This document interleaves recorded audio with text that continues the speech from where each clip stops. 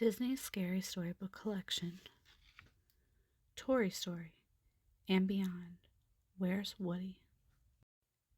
It was a typical Sunday afternoon at Andy's house, or so everyone thought. Andy was downstairs, watching a movie with his mom, and the toys were playing kickball in his room. Yee-haw, cowgirl Jessie yelled, as she kicked the ball and raced toward the book they were using as first base. Buzz Lightyear ran from first base to second. "I got it," Ham cried, chasing the ping-pong ball. "Uh-oh, I don't got it." The ball sailed over his head. Woody leaped toward the ball. The cowboy was playing outfield from his place on top of the desk. "I got it," Woody exclaimed as he caught the ball. But Woody didn't see the roller skate on the windowsill. "Whoa!" he cried as he fell into the skate and went rolling right out of Andy's bedroom window. "Oh my gosh!" Jessie shouted as she scrambled up the desk and ran to the window. "Woody, are you all right?" "I'm fine," Woody yelled from the backyard, but "Oh, hey, stop that, stop! Oh, no, look out!" "I can't see Woody," Jessie said. "Woody, where are you?" she called, but there was no reply. "It sounds like Woody's in trouble," Buzz said. "We have to save him," Jessie cried. The toys tried to lower Buzz into the backyard on the yo-yo, but he rolled right back up again. Jessie suggested they try Slinky Dog, so Slinky used his spring and lowered Jessie and Buzz to the ground. The backyard was very big and very scary, and there was still no sign of Woody. "Where could he be?" Jessie asked. A strange hooting noise came from above. "What was that?" Buzz asked. He was ready to tackle anything that came near them.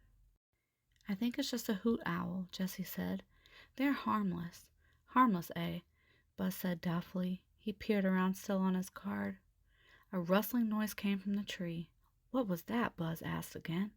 Jessie gulped. "Ooh.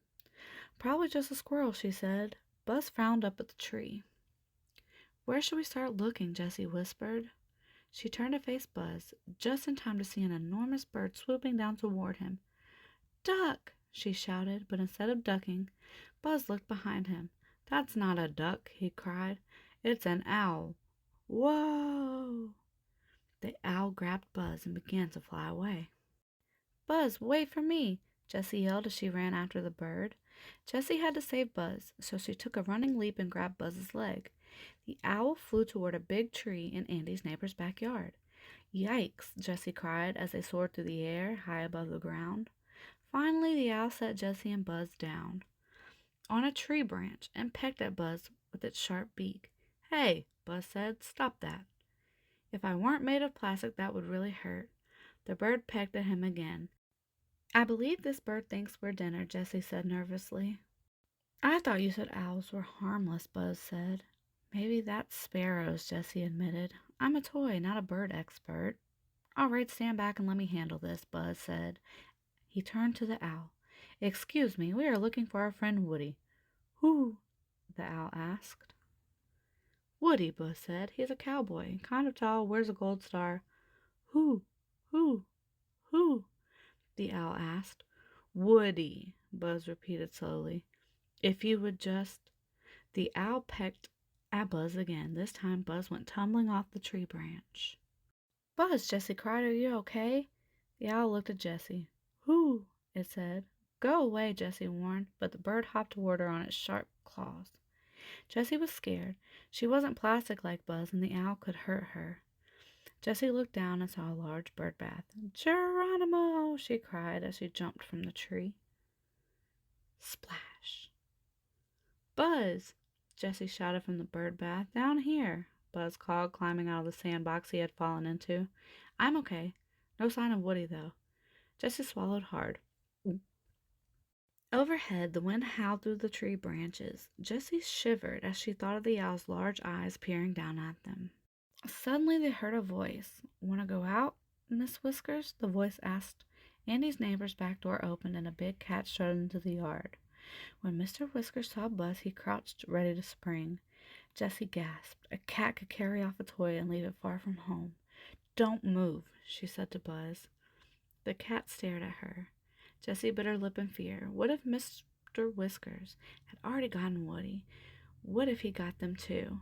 Just then a ball rolled into the yard. "Get it, Buster!" Woody's voice shouted. The cat turned, and Andy's dog ran into the yard. Buster barked, and Mr. Whiskers let out a hiss and ran into the house through the cat door. "Good dog," Buzz said, as Jessie climbed down from the bird bath. "Buzz! Jessie!" Woody shouted as he ran up to them. "What are you guys doing out here?"